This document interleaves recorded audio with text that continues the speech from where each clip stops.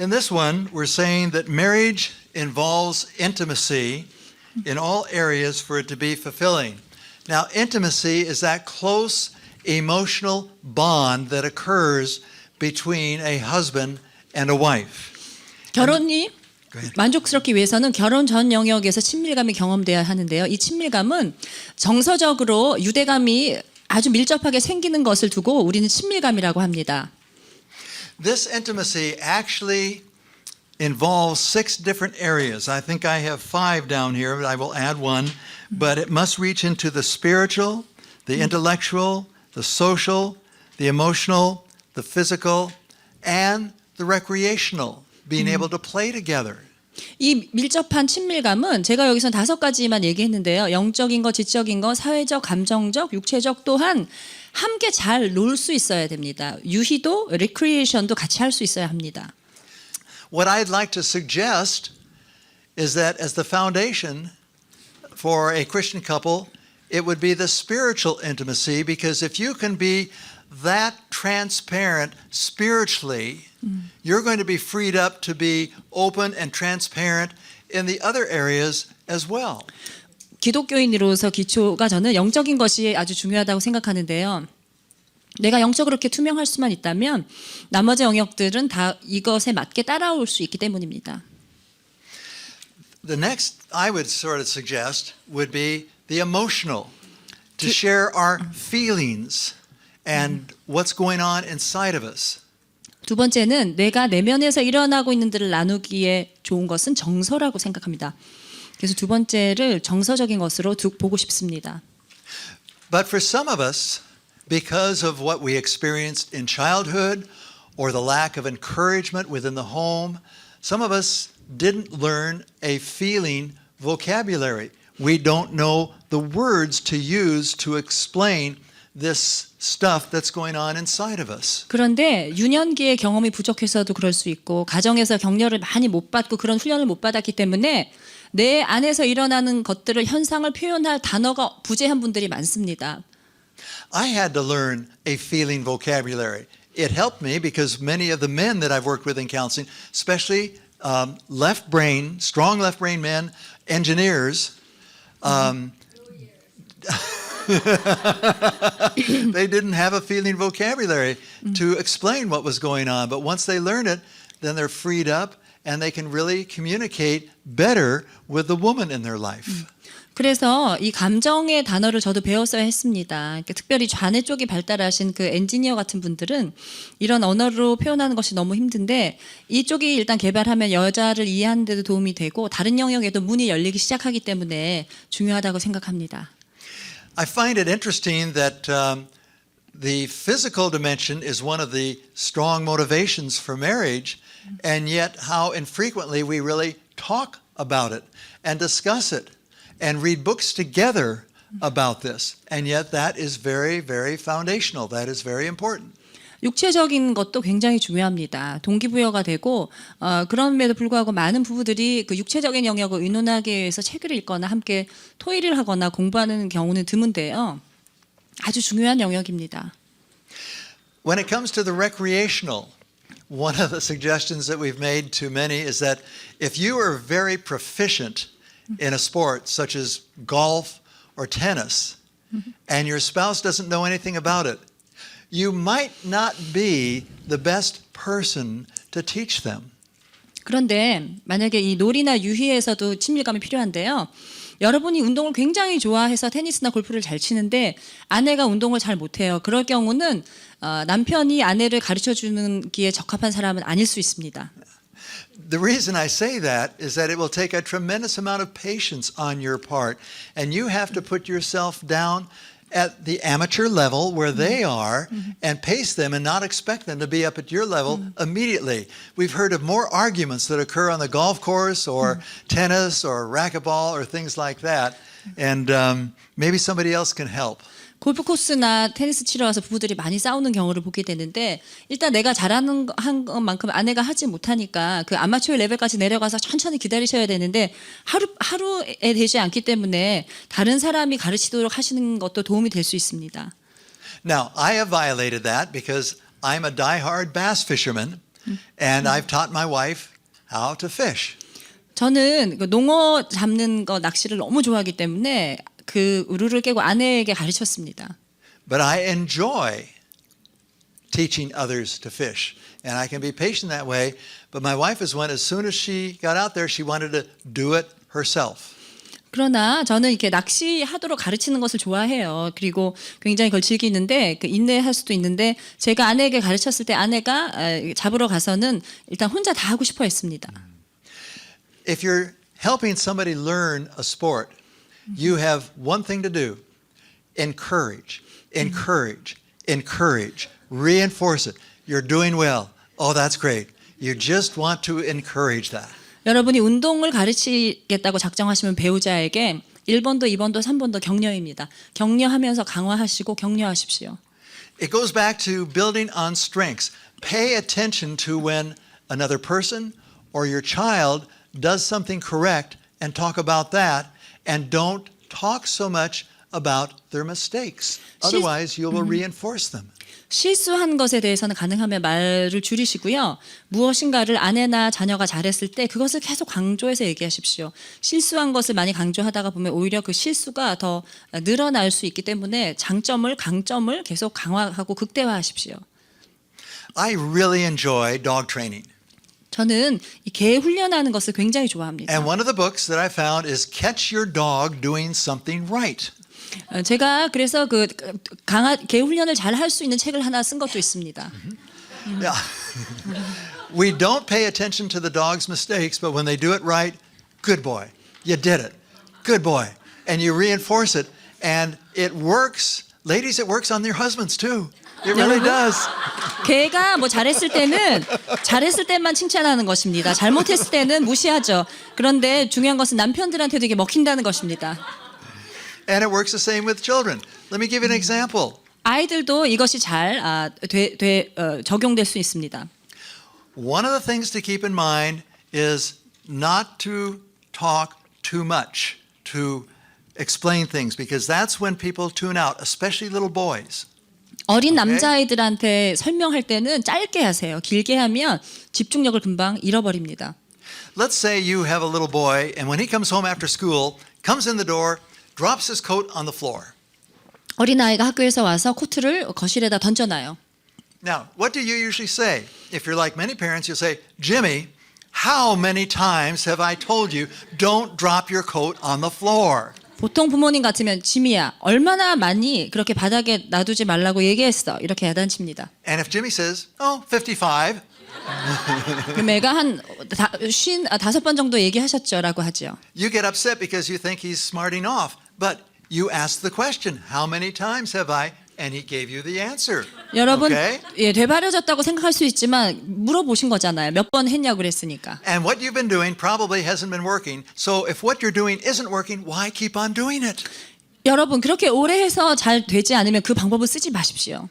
With children and with dogs, we use the one word rule. 애들이나 개한테는 이 한 가지 룰을 적용하셔야 합니다. So when Jimmy comes in and he drops his coat, you say, Jimmy, coat. 지미가 와서 또 떨어뜨리면 코트를 지미 코트 하고 옷 얘기라고 한 단어만 얘기하십시오. And what works even better is to go over to him, lean down, put your hand gently on his shoulder, look him in the eye, and say, coat. 더 잘 역사하는 것은 그 아이한테 가서 눈을 똑바로 보시고 손가락을 사용해서 코트라고 얘기하십시오. You'll scare the willies out of him. 예, 그럼 좀 약간 겁먹겠죠 아이가. But as parents, we become predictable. Oh, mom's going to say this, dad's going to say this, on, and they tune us out. Do the unexpected, and it works. 여러분이 예측 가능한 행동을 계속 하시면 아이들이 집중하지 않지만 예측하지 못했던 행동을 한번 해보십시오. 그러면 그때 잘 그것이 먹힌다는 것입니다. There is a book over there called How to Talk So Your Children Will Listen. And it's using principles like that. And it's the same way in our interaction. If what you're saying to your spouse isn't getting through, try a different tack. Don't just keep on saying it again and again and again and reinforcing it. 그래서 계속 똑같은 말을 반복해서 그것이 더 강화되게 하지 마시고요. 제가 아이들이 잘 들을 수 있도록 가르치는 책도 저술한 것이 저쪽에 있는데 다른 방법을 한번 써보십시오. 그래서 이제는 그것을 다 정말 그 속으로부터 내면으로부터 받아들일 수 있어서 함께 반응할 수 있도록 도와주십시오. Under social intimacy, where you talk about having friendships, who's the one in your marriage who chooses the friendship? Is it both of you? Or is one person basically the social director? 여러분, 그 사회적 영역에 대해서 그 친밀감을 우리가 살펴보기 원하는데요. 두 분 중에 어떤 분이 주로 그런 그 우정 관계에 더 집중하십니까? 관계. 여러분 둘 다 그러십니까? 아니면 한 분이 그런 쪽을 더 이렇게 도와주십니까? In order for any intimacy to develop, 어떤 친밀감이 발전하기를 원하신다면 there's one very critical ingredient. 아주 중요한 요소가 있습니다. Time. 시간입니다. Time together as a couple, which means cell phones are off. 핸드폰을 끄고 두 분이 함께 시간을 보내는 것입니다. All electronics are off. 모든 전자기기를 끄십시오. Children are out of sight. 그리고 애들이 눈에 보이지 않는 데로 가시고 두 분이 And you clear your mind so you focus on the other individual. 그래서 상대방에게만 집중할 수 있는 환경을 만드십시오. The last principle that I want to talk about, I borrowed from somebody. I borrow all over the place. I get 제가 great ideas from people. 그 다음 원칙은 다른 사람에게서 제가 도용한 것인데 제가 다른 사람의 의견도 많이 사용합니다. If I read a book and there's one new idea, that book has been worth it. 새 책을 읽어서 한 가지 아이디어라도 제가 구할 수 있으면 그 책은 유용하다고 생각합니다. I was reading, and I don't remember the gentleman's name, but the former president of the American Association of Marriage Counselors made this suggestion. 이전에 결혼 상담 협회 회장님께서 이런 제안을 하셨습니다. He said, if married individuals would ask themselves the following question and answer it at the end of every day, they would never have to go in and see a marriage counselor. 기혼자가 매일 이런 질문을 하고 대답을 한다면 상담을 받을 필요가 없다고 이분이 결론을 내리셨습니다. And that question is, what was it like being married to me today? 오늘 나에게 있어서 내가 결혼했다는 사실이 어떤 의미가 있는가라고 하는 질문입니다. Some days I think we could say, wasn't too bad. 어떤 날은 뭐 그렇게 나쁘진 않았네요. 오늘 대답할 수 있고 Some other days we might say, I'm not sure I would want to be married to me today. 어떤 날은 이런 날은 결혼 안 한 게 낫네 이런 생각도 들고 Now, if you're really bold, 아니면 여러분 정말 담대하시다면 you could ask your spouse that question. 배우자에게 질문을 하실 수도 있겠죠. Honey, what was it like being married to me today? 오늘 나에게 기혼인 것이 어떤 의미가 있습니까? And no matter what they say, your answer is, thank you for letting me know. 그래서 대답을 어떤 종류의 대답을 해주든지 참 고맙다고 항상 동일하게 대답하셔야 합니다. We can't defend, we can't debate. If we ask the question, we need to be ready to hear the answer. 질문을 하셨을 때는 방어적이 되셔서도 안 되고 싸울 태세를 갖추셔서도 안 되고 겸손하게 대답을 받으실 준비를 해야 합니다. Now, the journey of marriage carries with it some other elements that we wish never occurred, but they are really a part of life. 결혼을 하다 보면 이런 요소는 정말 없었던 것이 좋았겠다라고 생각하는 그 요소들이 꼭 있다는 것입니다. One of those words is loss. 그 중에 하나는 상실입니다. Losses are a major part of our life. 상실은 우리 삶의 아주 큰 부분을 차지합니다. I like to eat lobsters. 저는 랍스터를 참 좋아합니다. I don't get them very often because they're expensive. 비싸서 자주는 못 먹지만 But lobsters are very interesting. 랍스터는 참 재밌습니다. Once a year, they shed their protective armor, their protective shell. 1년에 한 번씩 자신들의 껍질을 잃어버립니다. And that puts them at risk because they're vulnerable to other sea creatures. 이렇게 껍질을 벗어버릴 때는 다른 그 바닷속 피조물에 노출되기 때문에 위험한 시기입니다. But they do this for two reasons. One, it's for the reproduction time, and secondly, It's a time of growth so that they can get larger. 그런데 이렇게 껍질을 벗은 이유는 두 가지라고 합니다. 재생산하기 위해서, 두 번째는 성장하기 위해서 그렇게 한다고 합니다. 바닷가재가. So there's a benefit to that loss. 그렇기 때문에 이런 껍질을 상실하는 것에 유익이 있다는 것이죠. When you're a little child, you lose your teeth. 어렸을 때 여러분 유치를 갖게 됩니다. 이를 잃죠. But the good news is they grow back in. 좋은 것은 영구치가 다시 난다는 것입니다. When you're my age and you lose your teeth, they do not grow back in. 여러분 제 나이에 이를 잃게 되면 다시 안 자랍니다. A number of years ago, Joyce and I were fishing in the Buffalo River in the Grand Teton National Park. 몇 년 전에 저와 조이스가 버팔로 저기 티토 내셔널 파크에서 낚시를 했습니다. For about 10 years, we did a marriage enrichment seminar there for an entire week. 한 10년 가까이 결혼 세미나를 그곳에서 10년 가까이 진행하고 있었습니다. We'd have 15 to 20 couples that would come there, and we'd meet a couple hours a day, and the rest of the time, everybody would just play. 예, 15에서 20쌍 정도가 매년 참석했고요. 한두 시간만 강의하고 나머지 시간은 서로 이제 놀면서 보냈습니다. So Joyce and I were up there fishing, and there was moose in the background and everything, and she caught a couple small fish, and all of a sudden her rod went down like this, and she said, "Norm, I've got a big fish." 저희가 그때 휴식할 때 야생동물도 보이고 정말 즐거웠는데 작은 물고기 한두 마리 생선 잡고서 아내가 갑자기 뭐가 묵직한 게 걸렸다고 얘기했습니다. And I said, "No, it's not a big fish. You're stuck on a rock." 제가 저기 큰 물고기가 아니고 바위에 걸렸구만 이렇게 얘기했어요. And Joyce said, "No, this is a fish, Norm." And I said, "Now, Joyce, trust me, I'm a man." You know, I shouldn't have 그래서 said that. Bad news. 아내가 계속 아니 월척이라니까요. 그리고 저는 내가 남자니까 알지 아니라고 얘기했습니다. You're stuck on a rock. 바위에 걸린 거야 이렇게 And she said, 얘기했습니다. Norm, rocks do not swim upstream. I said, 아내가 "Oh, you got a fish." 바위는 상류로 이동 못해요. 그랬을 때 제가 진짜 물고기가 걸렸나 보다 하고 얘기했습니다. So we got it in as a beautiful 17-inch Yellowstone cutthroat trout 2-pounder. 나중에 잡아보니까 17인치 되는 아주 아름다운 그 무지개 송어였어요. And she was excited and said, "Oh, I want a picture of it. But the pictures of your fish are always bloody and gory. Clean it off so it looks nice and clean." 그런데 아내가 사진을 찍고 싶다고 그런데 피가 좀 있으니까 좀 예쁘게 닦아달라고 얘기했어요. So I took that fish and I knew that they were pretty strong, so I grabbed it and I'm washing it in the river. 제가 그래서 이제 피를 닦아내야 되니까 강에다 넣고 막 흔들었어요. And all of a sudden, 갑자기 it lunged.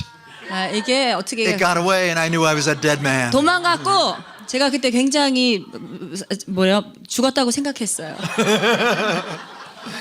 But instead of swimming away like most of them did, 그러나 멀리는 가지 않고 it started floating belly up downstream. 위로 떴어요. And Joyce said, "Go fetch it, Norm, it's floating downstream."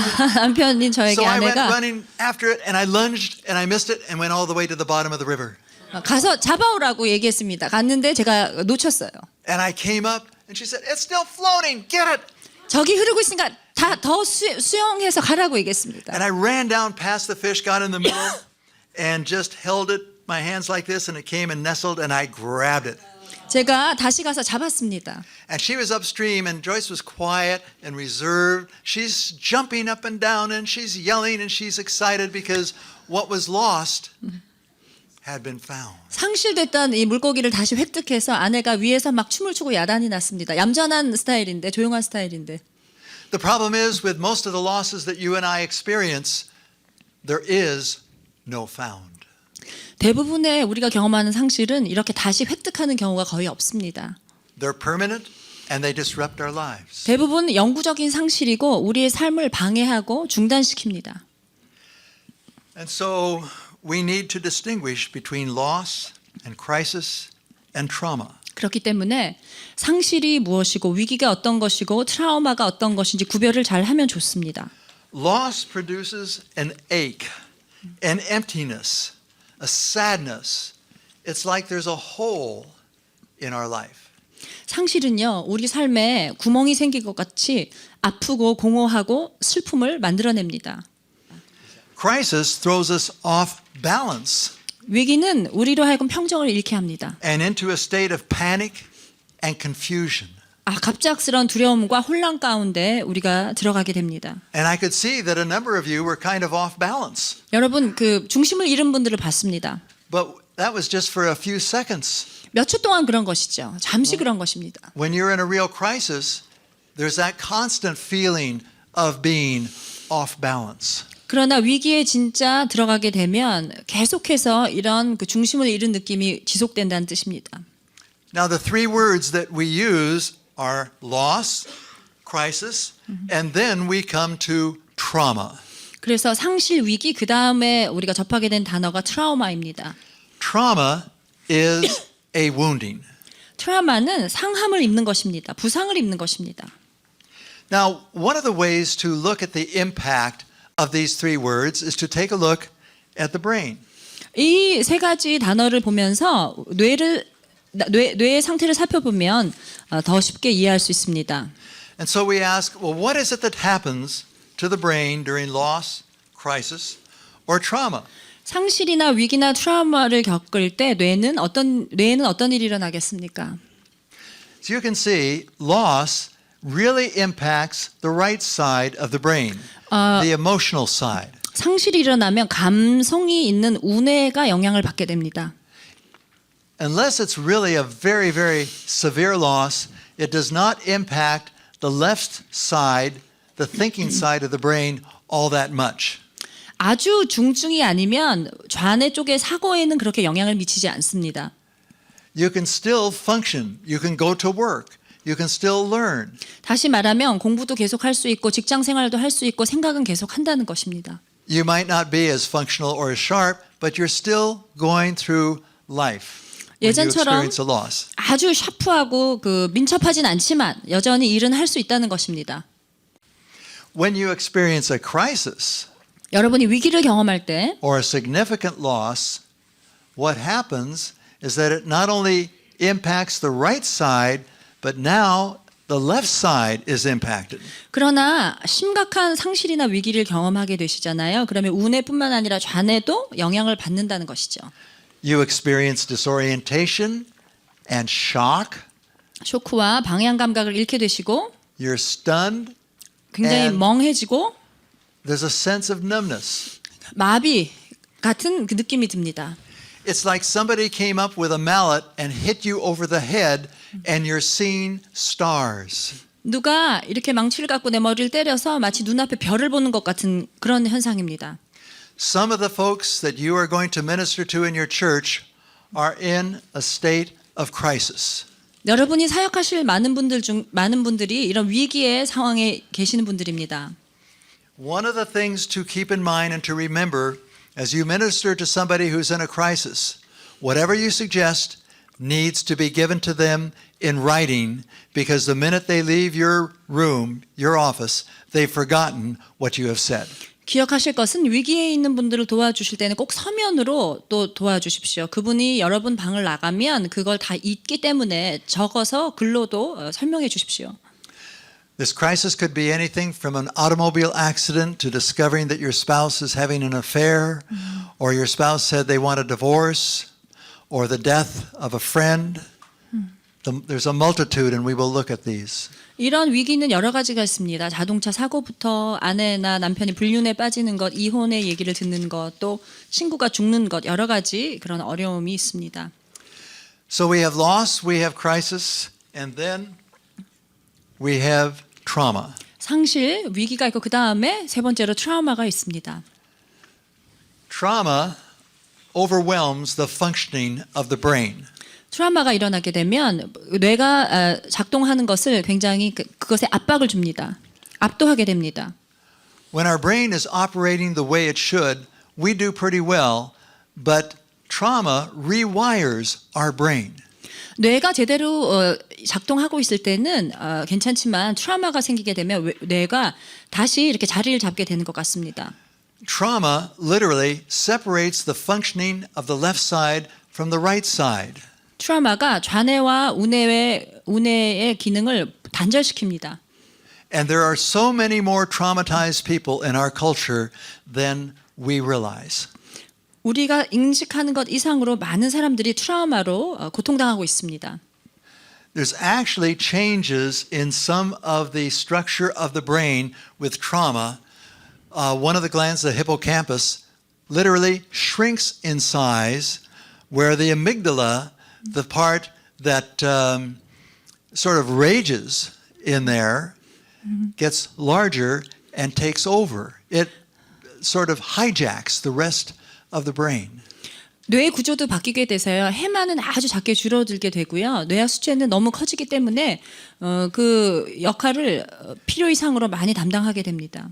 So saying to a person in crisis, just snap out of it or just pray about it, it does not work. 그러니까 트라우마 겪는 사람한테 좀 그만해라. 이제는 기도하라고 이렇게 하는 게 절대로 될 수 없다는 것입니다.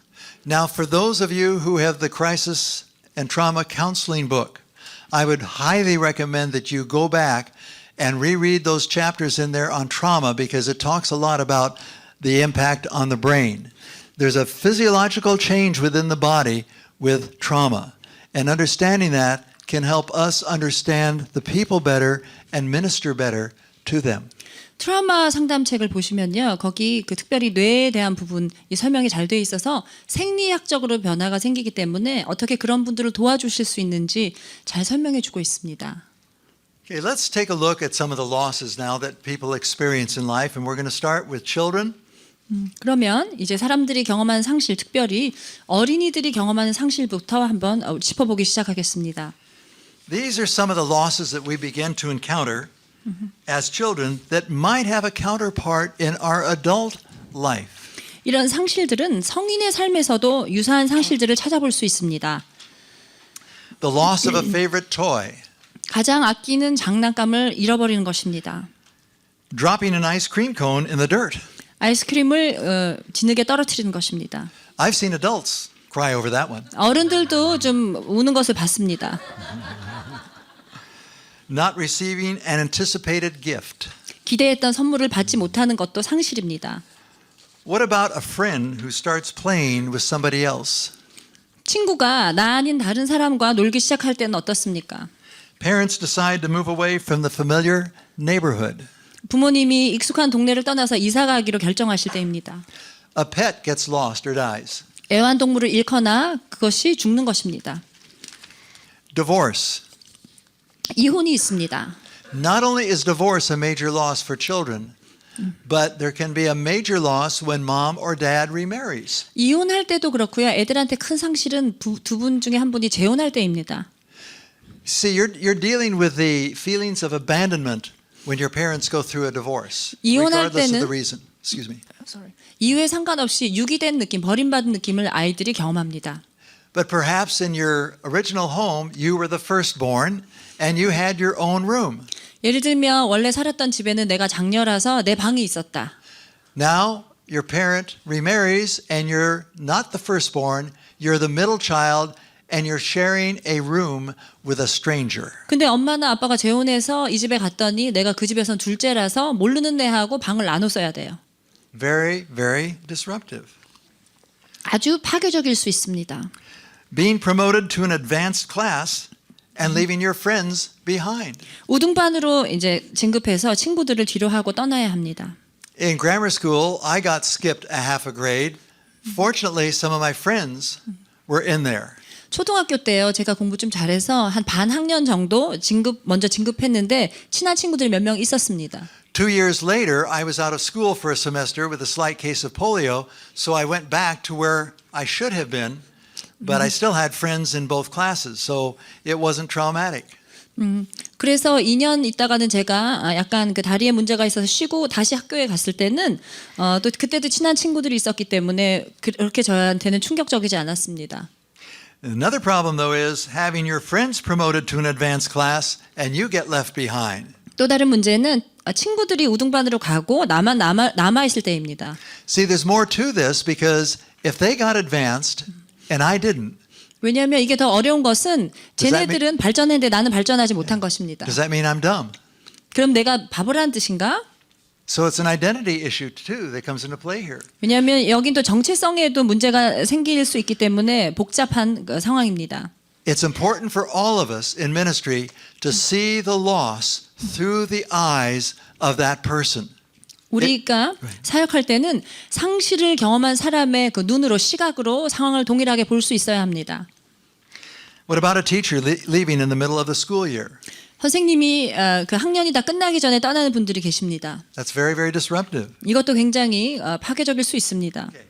The classmate that dies, 학급 친구가 죽게 되고 the first death that I think I experienced was a friend in high school who dropped dead in choir of walking pneumonia. 제가 처음으로 경험한 죽음은 고등학교 때 친구였는데요. And it was such a shock. 폐렴에 걸린 아이가 갑자기 그날 쓰러져서 죽었습니다. 굉장히 쇼크였습니다. Then a grandparent dies. 또 조부모가 돌아가시게 되고 My granddaughter Shaylin has experienced the death and the funeral of 3 of her 4 grandparents. 쉐일리는 조부모님 4분 중에 3분의 죽음을 이미 경험했습니다. I'm hoping the next one is many years away because that will be me. 네 번째 조부모는 저이기 때문에 한참 좀 더 있다가 이 아이가 경험하면 좋겠습니다. Now the next one is gaining weight. 몸무게가 늘 때입니다. That is a big loss, especially for children. 이것도 큰 상실입니다. 특별히 어린이들한테 그럴 수 있습니다. Discovering you were adopted. 여러분이 또 내가 입양된 것을 알게 될 때입니다. Now my granddaughter has been told right from the beginning that she is adopted. 저희 손녀는 처음부터 입양된 사실을 알고 지냈습니다. On her birthday, she sends a letter to her birth mother, whom she will meet at 18.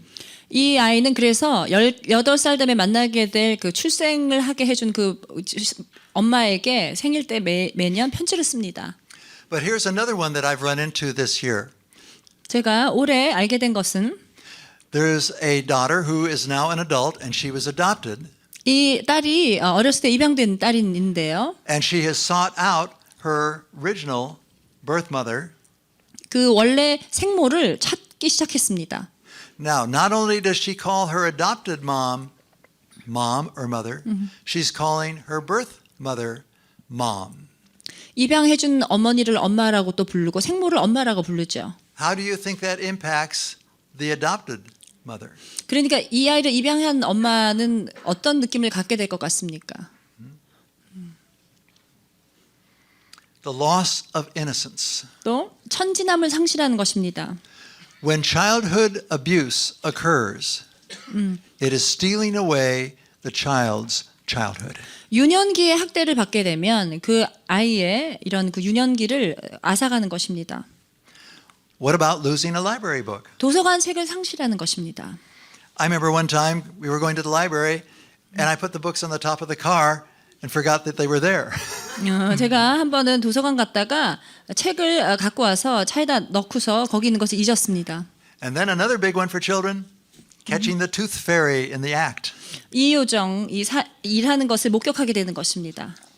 You know, as adults, we think of some of these and we wonder, how can that be such a loss? But we have to travel back in our minds and our hearts to when we were a child and try to think, what would that have been like for me?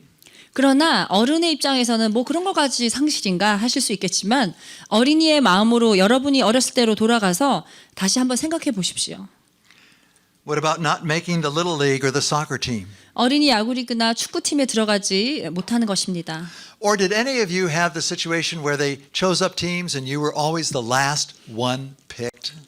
아니면 축구팀이나 야구팀인데 항상 제일 마지막에 이렇게 선택된 신 적 있으세요? Not getting invited to a birthday party? 생일 잔치에 초대받지 못하는 것이 있고 Not getting a favorite teacher of your sibling? 내가 그 형제자매들이 좋아했던 그 선생님을 내 선생님으로 갖지 못할 때가 있습니다. A friend of mine was moving from Ventura back to Minnesota. 제 친구 중에 한 명이 벤투라에서 미네소타로 이사를 갔어요. He had 3 daughters and they had never lived anywhere except in this one house and he was concerned about how they were going to handle the move. 딸만 3명이 있었고 한 곳에서만 살았기 때문에 이 아이들이 이사를 어떻게 받아들일지 걱정했습니다. So what we worked out is that he and his wife and the 3 girls went into every room and they reminisced about each room and talked about the positive memories. 그래서 이 딸들과 그 남편과 아내가 방마다 이제 이사 가기 전에 집에 방마다 돌아가면서 방에 앉아서 그 방에 대한 좋은 추억들을 회상하고 좋은 일들을 나누었습니다. and then they waved goodbye to that room. And they did this with every room in the house, the backyard, and the garage. 차고 집에 있는 마당, 방마다 다 작별을 고했습니다. They came to the place where they were looking forward to where they were moving. They were not focusing on what they were leaving because they did something very important in transition or grief. They said goodbye. Keep that in mind because as people go through changes in their life, transitions, or they're in grief, saying goodbye is one of the steps to move forward because it's acknowledging that this is no longer a part of our life. 왜냐하면 이 아이들은 새 집으로 가는 것을 굉장히 고대하면서 떠났었대요. 그런데 왜 그렇게 할 수 있었냐면 작별을 고할 수 있었기 때문이고요.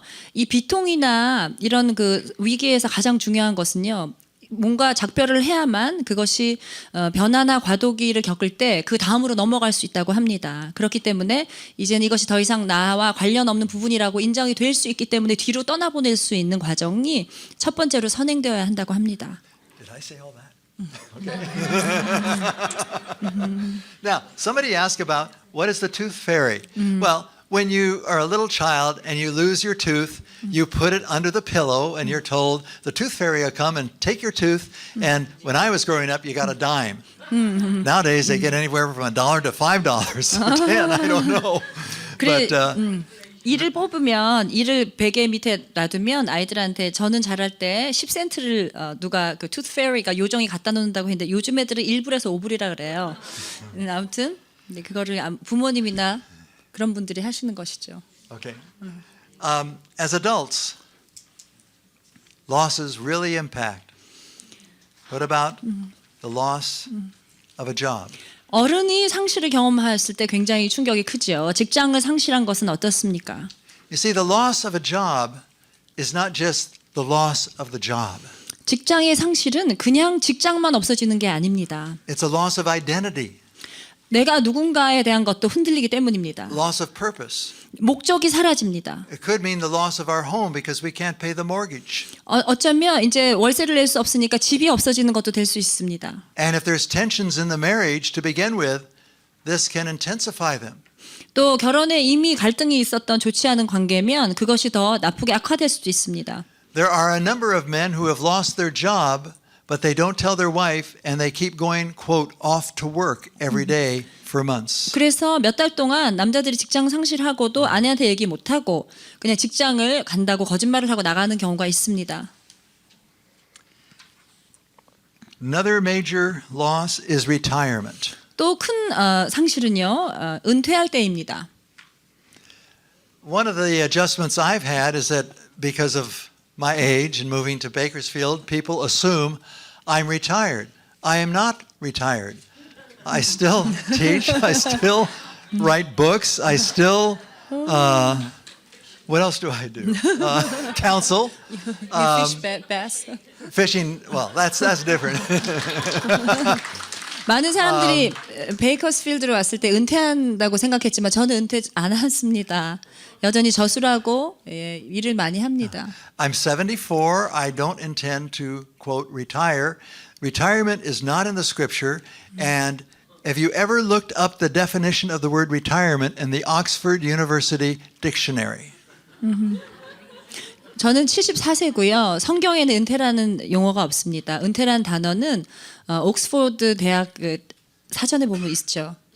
The word retirement means to retreat, to withdraw, all sorts of negative words.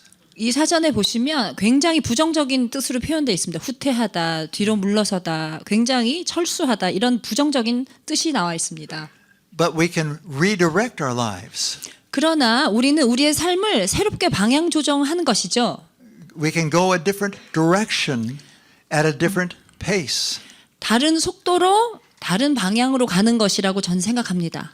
I have a book coming out in next month, I guess. 다음 달에 제 새 책이 또 나옵니다. It's called What's Next? Handling the Transitions of Life, and it's for those of us over the age of 50. 인생에서 과도기를 다룰 수 있는 방법에 대한 책이고요. 50세 이상 된 분들을 위한 책입니다. Because there can be a real purpose in our older years where we can create. 왜냐하면 이제 정말 무엇인가를 창출해낼 수 있는 그런 나이가 50대 이후라고 저는 보기 때문에 중요한 시기라고 생각합니다. We talk about legacy. Part of what I wanted to create occurred this year with the book Helping Those in Grief and with that DVD series of live counseling.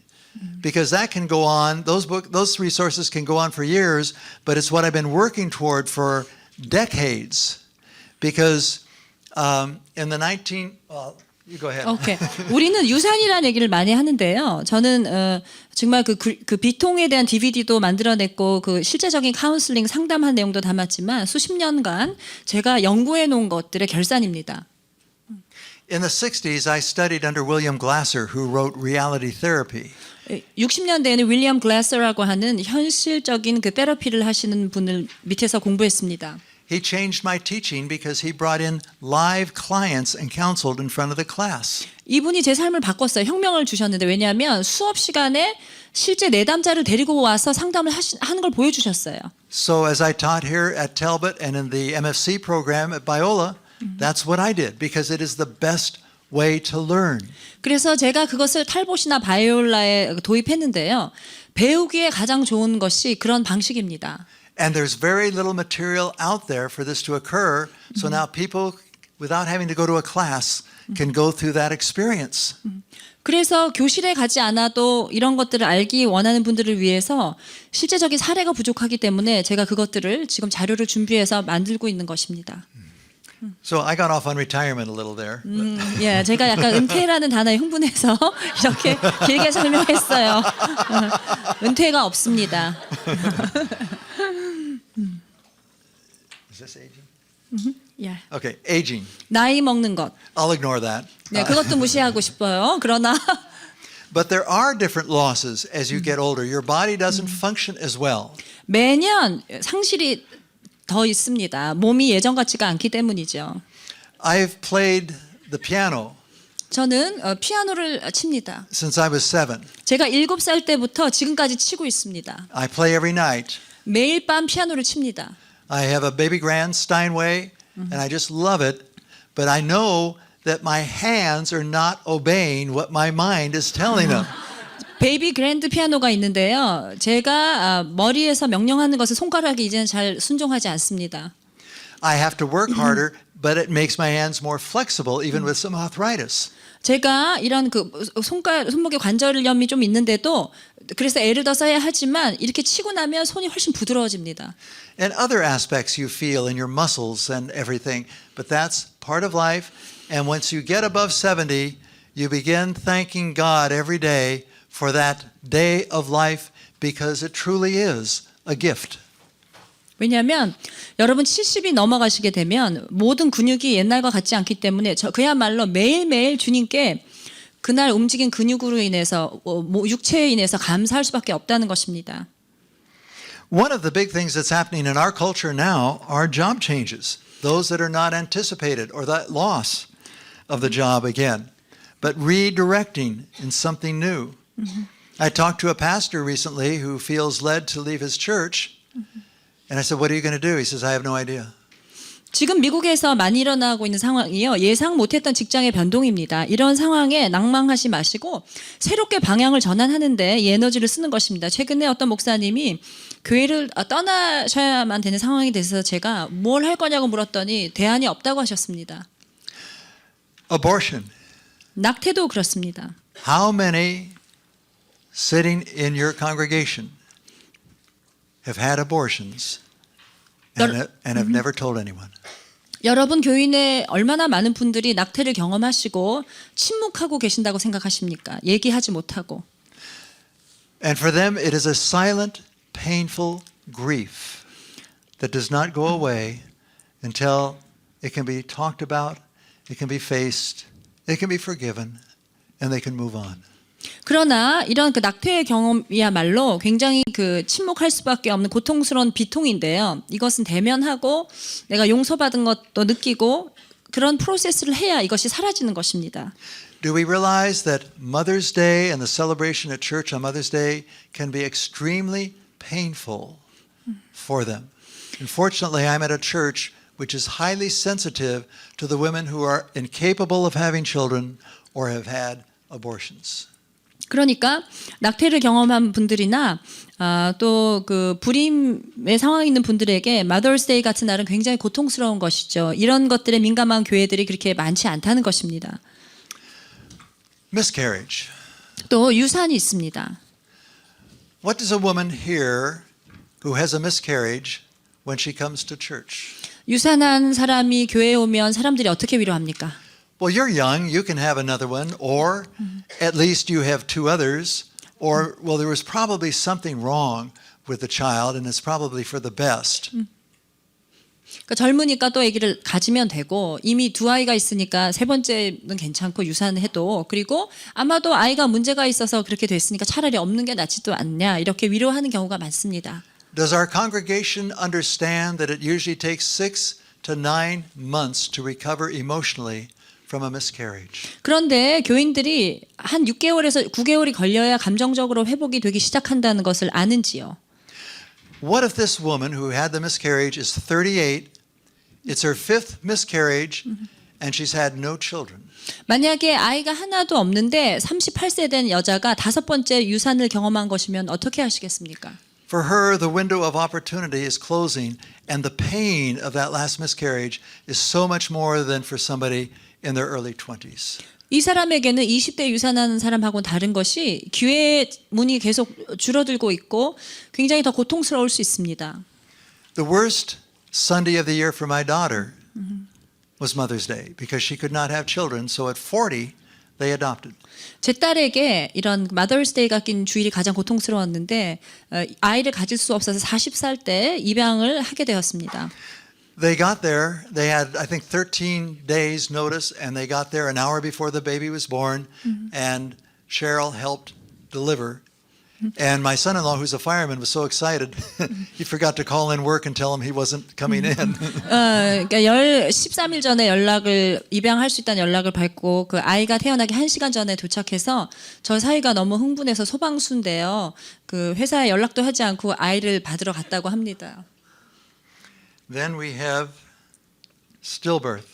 사산이 있습니다. Parents and those who have had abortions, as well as miscarriages, are naming their children. They are having services for them. 낙태를 하신 분이나 유산을 하신 분은 아이들 이름을 미리 갖고 있는 경우도 있고 이런 아이들 위해서 장례식을 하기도 합니다. I saw something recently that I was very positive about. A couple that I worked with many years ago, he had, from his first marriage, a little boy. 제가 최근에 긍정적으로 이렇게 접하게 된 정보가 있었습니다. 제가 아는 분이 있었는데 아주 어린 남자아이를 첫 번째 결혼해서 얻은 분이 있었습니다. This little boy had a heart transplant at 2 and another one at 12. 이 아이가 2살 때 심장을 이식받았고 12살 때 두 번째 이식을 받았대요. Robbie died at 15. 이 아이가 15살 때 죽었습니다.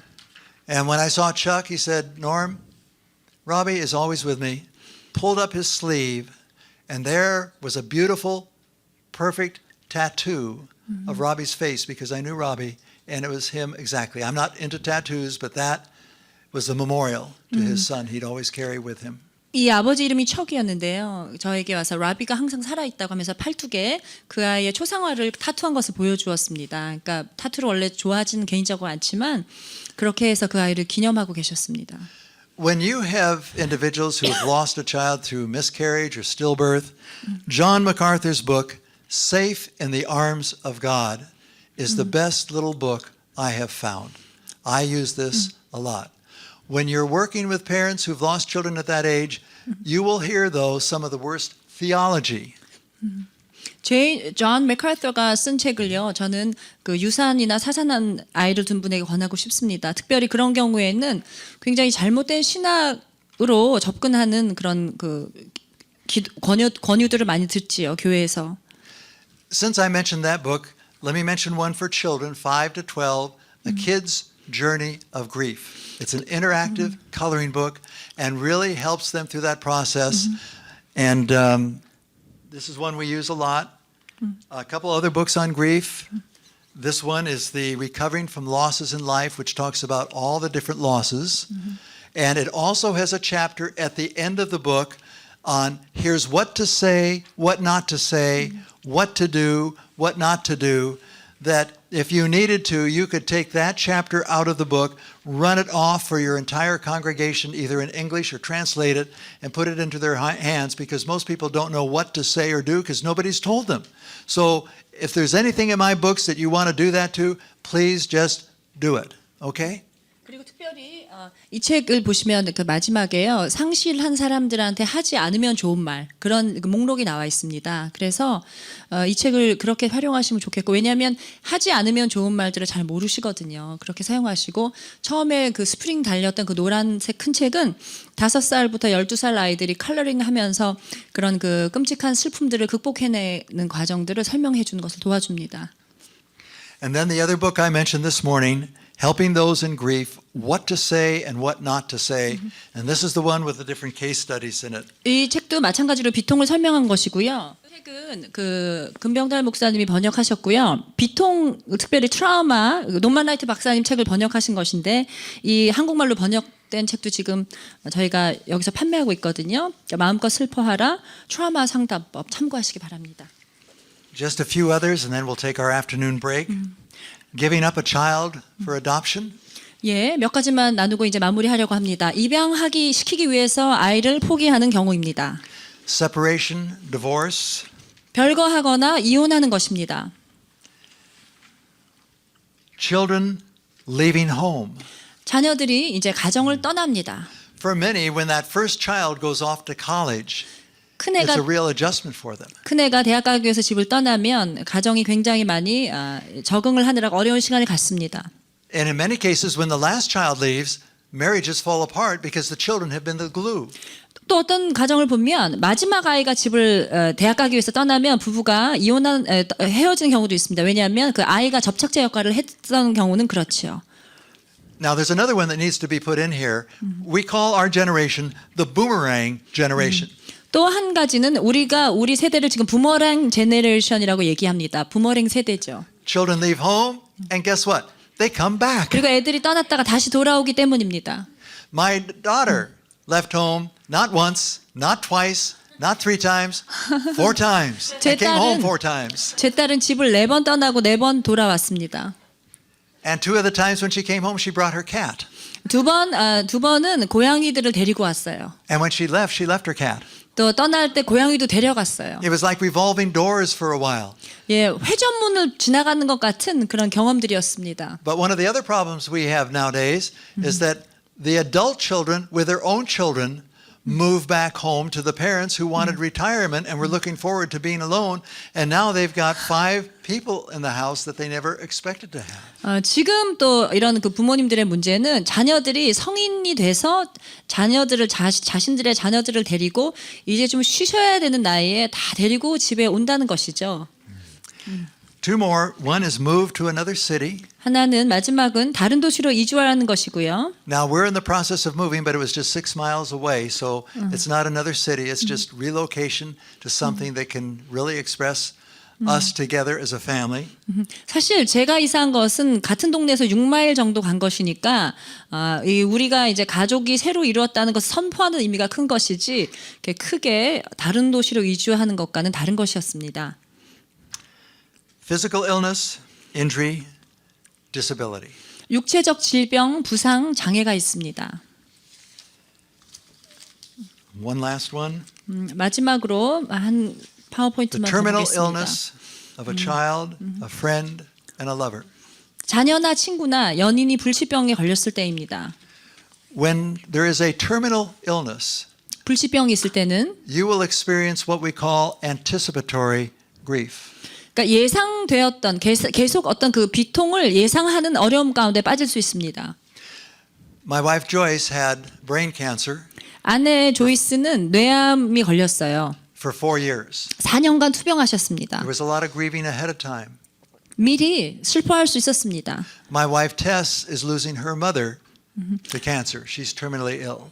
지금의 아내 테스는 어머니가 불치병에 걸리셔서 지금 암에 걸려서 그 장모님과 이별하는 연습을 하고 있습니다. And then finally, the death of a child, friend, parent, partner, pet. 마지막으로 자녀나 친구, 부모, 파트너, 애완동물의 죽음이 있습니다.